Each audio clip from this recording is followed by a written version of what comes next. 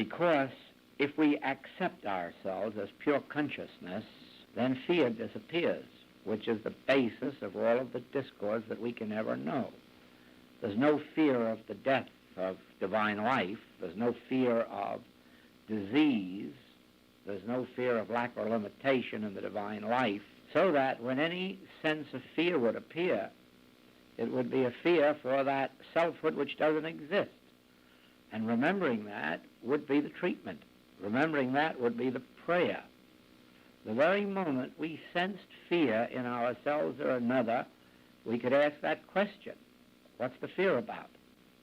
As a matter of fact, even if we felt no fear in the person or ourselves, the mere fact that they would ask for help or speak of pain or speak of unemployment, having no companion, that could be the very first thought in our mind.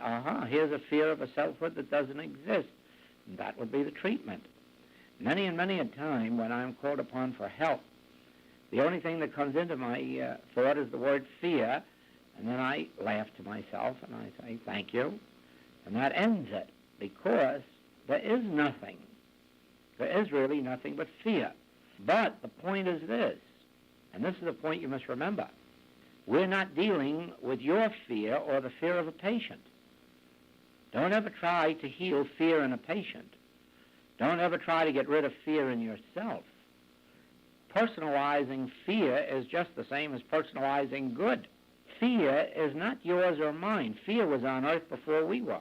Fear will be on earth as long as there is one person believing they're a human being.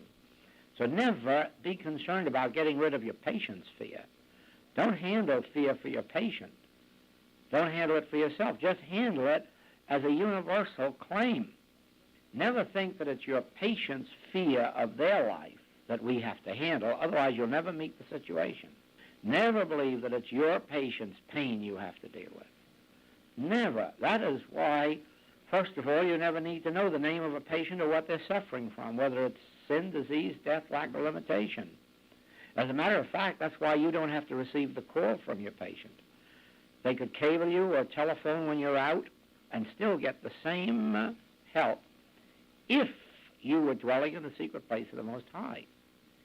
If you were continuously living in the realization that fear is the only evil on earth, and the fear is for a selfhood that would like to perpetuate itself, but which has no existence. If you were living in that all the time, anyone who mailed you a letter could begin to feel the benefit of it before it got into the mailbox.